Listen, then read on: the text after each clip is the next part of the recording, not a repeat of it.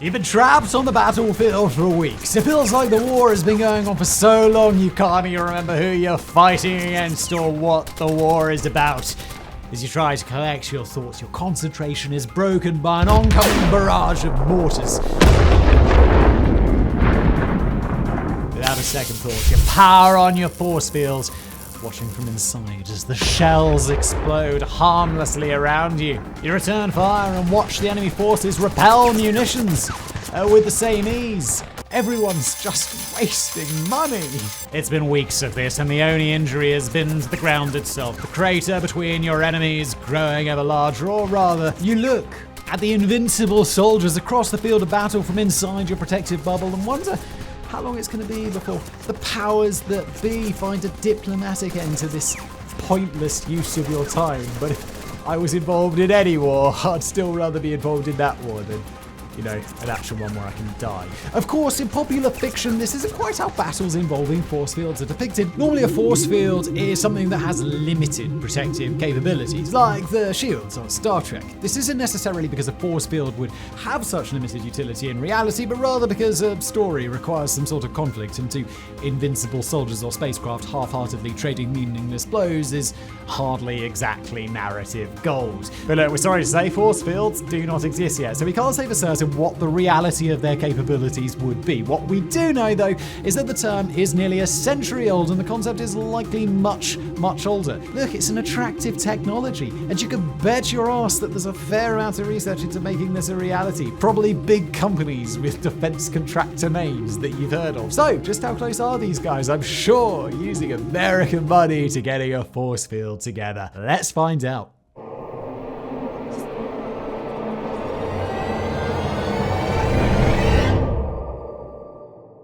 Putting the force in force field. The concept of a force field is pretty straightforward. You create an invisible field of some type of force around a person, and it repels danger. Woo! Since magic and superpowers are off the table here, because this is the science of science fiction, not the science of fantasy, which wouldn't be a real thing because fantasy's just nonsense, we're going to have to resort to the four natural forces: gravitation force, electromagnetic force, the weak nuclear force, and the strong nuclear force. Thinking about it, a science of fantasy channel would be quite good.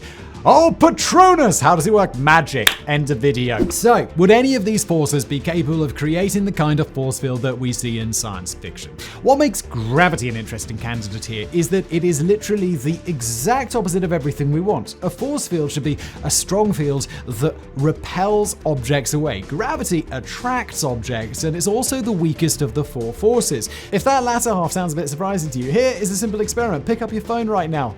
Congratulations, with virtually zero effort, you have just overpowered the gravitational force of a 6 septillion kilogram planet that you're standing directly on. Magic. It's not magic, it's science, but it is cool, right? Gravity is definitely not the answer here. So let's look at the strong and weak nuclear forces. The weak nuclear force is responsible for the decay of subatomic particles into other subatomic particles. The strong nuclear force binds subatomic particles together. The aptly named strong force is the strongest of the four natural forces, and rightly so, as it is the force that literally holds all of the matter in the universe together.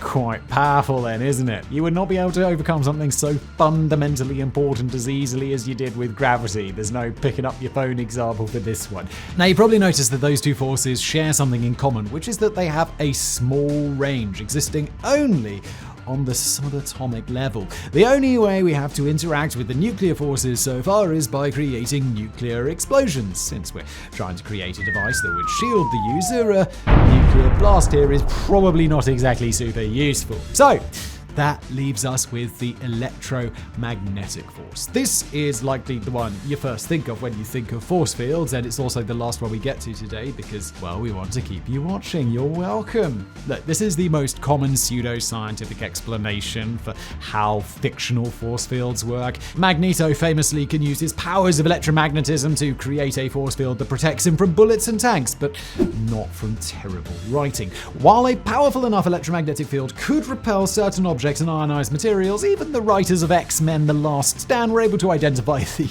glaring hole in this plan. Even with the most powerful electromagnetic field in the universe, Magneto would have no defense against rubber bullets fired from plastic guns, or a punch in the face, for that matter. Just bosh! While the human body is a pretty good conductor of electricity, we don't naturally carry any positive or negative charge, even if some evildoer were imbued with a charge, perhaps by maniacally petting their villainous cat on a particularly dry day. That electrostatic charge is quickly and easily discharged, thus rendering the person free to just pass through an electromagnetic force field with no resistance. So look, unless there is some unknown fifth natural force, the dream of a literal force field is pretty dead, and even if there is another natural force, it's probably just something that exists on the quantum level to explain the seemingly arbitrary movement of subatomic particles, and not something that would be useful to us on a more macro scale for the purposes of developing a force field.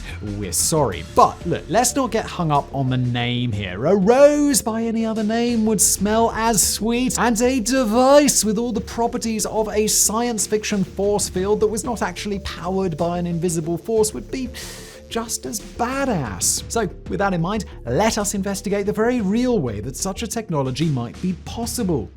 The fourth state of matter. Schools love to teach science in a pretty oversimplified form at best, and flat out incorrectly at worst. You probably learned that there are only 5 senses, or that the different sections of your tongue are responsible for different types of tastes. All of that is just clearly bullshit.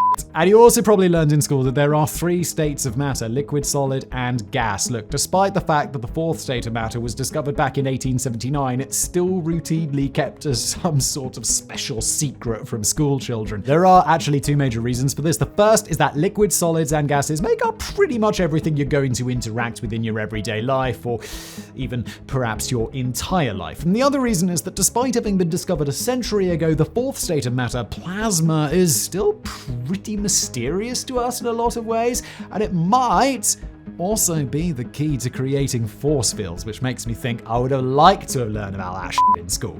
Everybody knows how the first 3 states of matter work. Something starts as a solid. When it gets heated up, it melts and it becomes liquid before evaporating into gas. However, if you can get that gas hot enough, roughly to the surface temperature of the sun, so pretty damn warm, the electrons start to get way too excited. These overexcited electrons will fly off of the gas atoms, and the resulting ionized gas is known as plasma. Next step, force fields. No, it's a bit more complicated. While many people haven't heard of plasma, it's actually the most abundant state of matter in the entire universe, making up to 99% of the visible universe. You see it every single day, you just don't realize it. The sun, plasma. The stars, plasma. Lightning,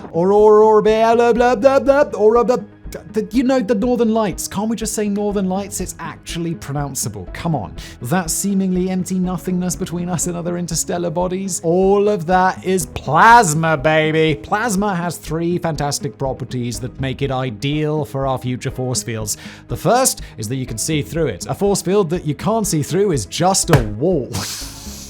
I mean, it's a bit more complicated than that, but it sort of is, isn't it? It's also really boring, so let's move on. It will also glow different colors depending on the type of gas being heated up, which gives it that cool sci-fi vibe. Yes, second, plasma can be extremely viscous, even when very thin, and other matter has a difficult time passing through it. When heated up to high enough temperatures, something on the order of 12,000 to 15,000 Kelvin, it becomes so difficult to penetrate that it's known as impermeable plasma. Finally, it's highly malleable. Plasma can be manipulated by electromagnetic fields and molded into any shape we desire, including around an awesome spaceship. This technology already exists. It's used in certain types of manufacturing in the form of plasma windows, typically small, maxing out at about 3 feet tall and 1 foot wide. You thought you were going to say, like, subatomic small. No, this is a proper thing. And there isn't even any natural constraint that forces us to make plasma windows so small. It just takes an absolutely massive amount of energy to heat up the air to turn it into plasma,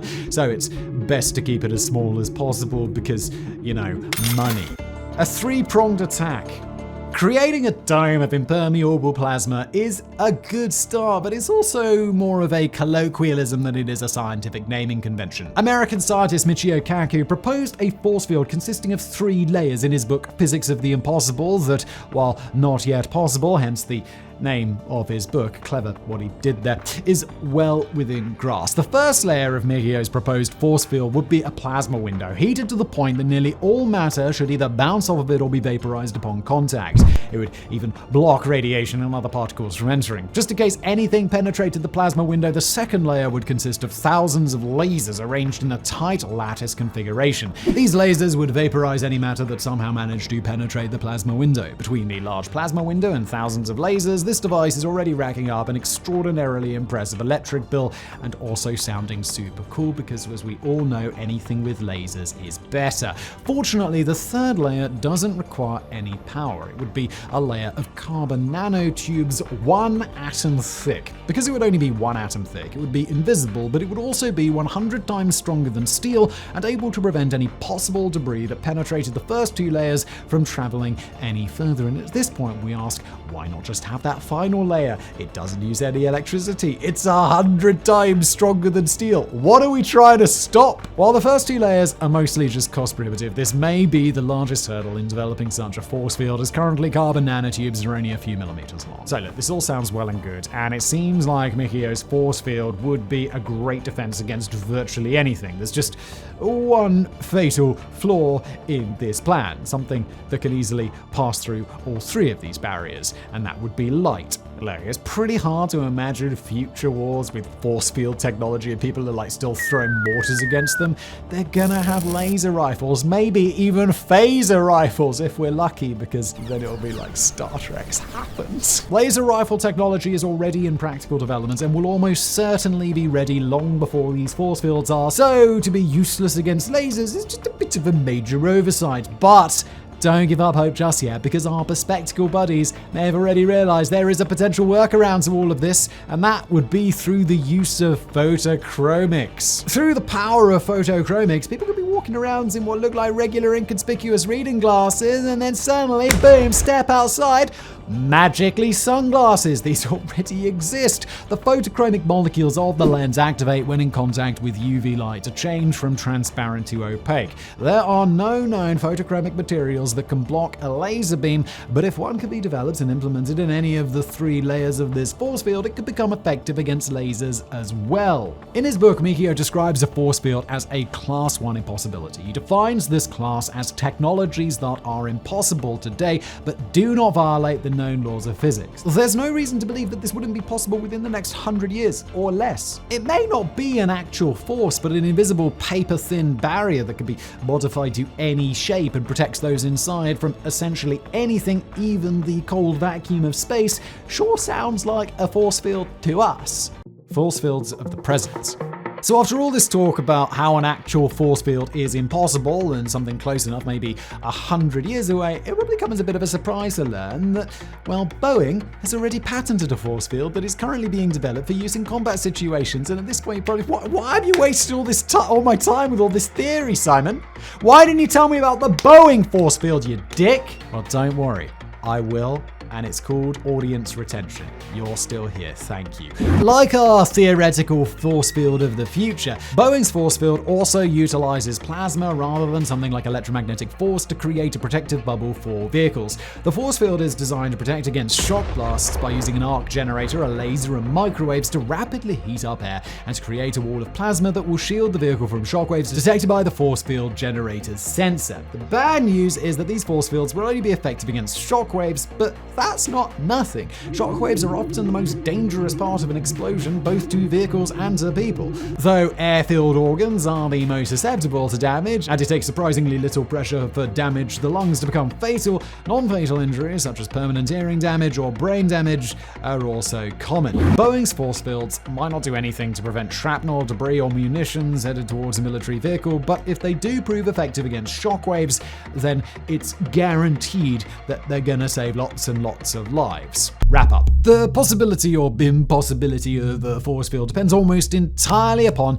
how strict we want to adhere to the term coined by science fiction author E. Doc Smith in 1931. As a literal field that protects occupants using one of the natural forces, it would seem it is completely impossible. Remember the phone example, the subatomic particles, it's just not happening. Like, if we're willing to accept something that looks and behaves exactly like force fields have been described in books, movies, and television for the last 100 years, regardless of how it's created, then yeah, it's absolutely possible. Something as effective as Michio's 3-layered force field might not be achievable quite within our lifetimes, but if there's one thing we know about humanity, it's that we're notoriously terrible at estimating how long scientific progress is going to take. What is believed to be 100 years away might very well be completed before the decade is out with the right advancements. But either way, Boeing's force field is an absolutely huge first step. And if it proves effective in actual combat situations, you can guarantee the companies are going to be racing to be the ones to develop an even more effective force field. So maybe the future is closer than you think.